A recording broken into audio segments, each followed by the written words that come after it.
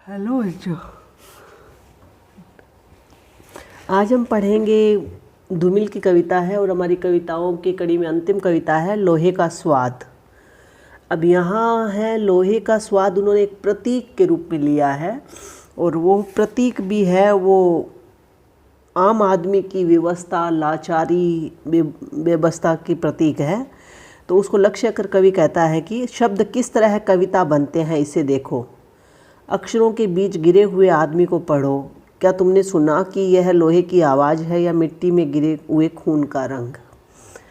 अब कवि प्रतीकात्मक रूप में कहता है कि शब्द किस तरह जुड़कर कविता बनते हैं, इसे समझने के लिए अक्षरों के बीच गिरे हुए आदमी को देखो, अक्षरों के बीच गिरे हुए आदमी को देखो, अर्थात कविता रचने वाले की मनोभावना एवं संवेदना को समझने से ही अथवा कवि की भावुकता को देखने से ही उसके बौद्धिक संघर्ष का पता चल पाता है। कविता रचना करना कोई सामान्य कर्म न होकर मानसिक संघर्ष का उत्स है। क्या तुमने सुना है कि यह लोहे की आवाज़ है या मिट्टी में गिरे हुए खून का रंग। इसलिए कविता रचने वाले की मनोदशा एवं बौद्धिक संघर्ष को समझना जरूरी है।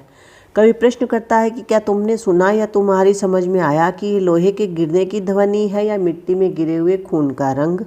अर्थात लोहे की आवाज़ से संघर्षण का पता चल जाता है।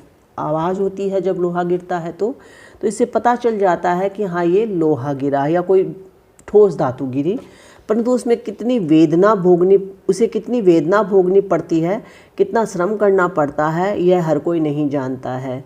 मिट्टी में गिरे हुए खून का वास्तविक रंग भी हर किसी को नहीं दिखाई देता है। इसके लिए तो तदनुरूप यानी वैसी ही भावना, वैसे ही उसकी दृष्टि, तो तदनुरूप भावनात्मक रखने की ज़रूरत पड़ती है।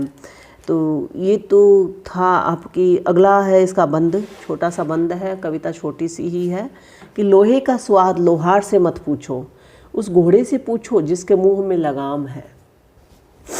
अब वो कह रहे हैं कवि प्रतीकात्मक रूप में फिर कहते हैं कि लोहे का स्वाद लोहार से मत पूछो, क्योंकि लोहार लोहे का स्वाद क्या बताएगा। वो तो उसको ठोकता है, पीटता है, अपने अनुरूप उसको ढालता है, जैसा उसको चाहता है रूप देना वैसा आकार देता है। तो उस लोहार से मत पूछो, क्योंकि लोहार तो लोहे को तपा गलाकर पीटता है, अपनी इच्छा के अनुरूप उसको ढालता है। उसके व्यवहार से लोहे पर क्या बीतती है यह तो लोहा ही जानता है, लोहार नहीं। उस घोड़े से पूछो जिसके मुंह में लगाम है, अथवा वह घोड़ा जानता है जिसकी लगाम उसके मुख में पड़ी रहती है। यानी लोहे की लगाम जो घोड़ा पकड़ा रखता है अपने मुंह में, वो जानता है उसका दर्द क्या होता है। घोड़ा लगाम में लोहे की जंजीर को चबाता रहता है, फिर भी वह उससे पीड़ित दमित रहता है। वही जानता है कि लोहा उसे कितना पीड़ित करता है या कष्ट देता है। अतः लोहे का स्वाद घोड़े को मालूम रहता है और उसी से लोहे के संबंध में पूछना चाहिए। तो ये तो था आपकी कवि धूमिल की कविता है, वो पूरी हुई, या धूमिल की तो तुम्हारे कोर्स में कविताएं हैं वो पूर्ण हो गई।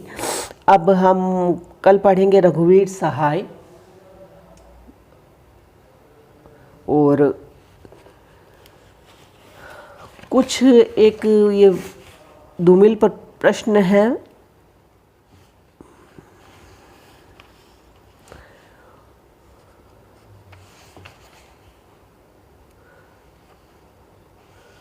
वैसे देखो कविताएं हैं ना, उन जितनी भी कविताएं हैं कोर्स में तुम्हारे बच्चों, एक मोटा मोटी बात ध्यान रखो, कोर्स में जितनी भी कविताएं हैं उन सब कविताओं का तुम लोगों को सारांश, उन कविताओं का कह लो मूल उद्देश्य, उन कविताओं में कवि कहना क्या चाहता है या कविताओं का सार, ये सब तुम्हें आना चाहिए।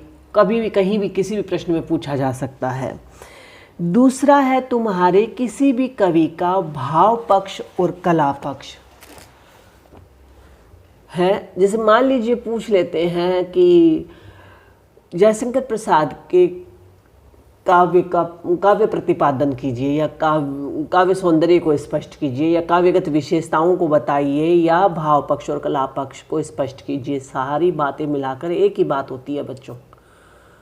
चाहे वो काव्यगत सौंदर्य पूछ ले, चाहे वो काव्यगत विशेषताएं पूछ ले, चाहे वो प्रतिपाद्य पूछ ले और चाहे वो भाव पक्ष और कला पक्ष पूछ ले, आपको देना उनका भाव पक्ष और कला पक्ष ही है। प्रश्न घुमाकर पूछा गया है, खाली प्रश्न का उद्देश्य एक ही है। अब कोई भी प्रश्न आप करते हो तो उसकी पहले बनती है भूमिका। अब मैंने बहुत सारे बच्चों को देखा है, भूमिका लेते ही वो उन कवि का जन्म मरण उनके दास्तान सुनाने लग जाते हैं। ऐसा नहीं होता।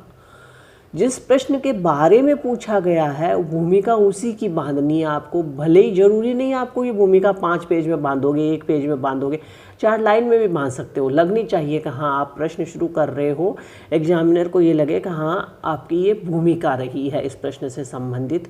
फिर आप उस प्रश्न में क्या पूछा गया है वो लाओगे।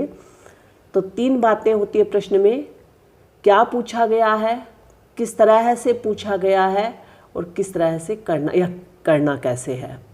ये 3 बातें हैं आपके।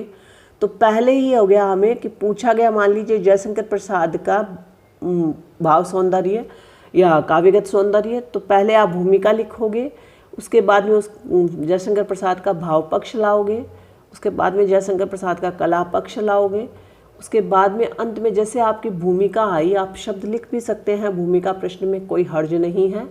और वैसे ही प्रश्न के अंत में आप लिखोगे निष्कर्ष। निष्कर्ष लिखते हो, नहीं लिखते हो तो आदत डाल लीजिएगा। निष्कर्ष में आप लिखोगे, संक्षेप में कह सकते हैं कि सारांश तय कहा जा सकता है कि, और पूरे प्रश्न का निचोड़ आपका निष्कर्ष में होता है। और निष्कर्ष है वो लगना चाहिए किसी कोटेशन से हो, आपके द्वारा कोई बात, विशेष बात आपको लगे उस प्रश्न में, उससे शुरू हो और आपका पूरे प्रश्न का निचोड़ उसमें हो।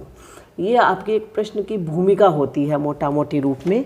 तो अब मुझे अचानक ये लगा, क्योंकि लोहे का स्वाद कविता है तो बहुत छोटी सी की, कि लोहा जैसे कवि है, कविता क्या है, तो कवि को मत पूछो कविता क्या है, कवि के उस मर्म को पूछो जो उसने उन शब्दों के माध्यम से ढाला है।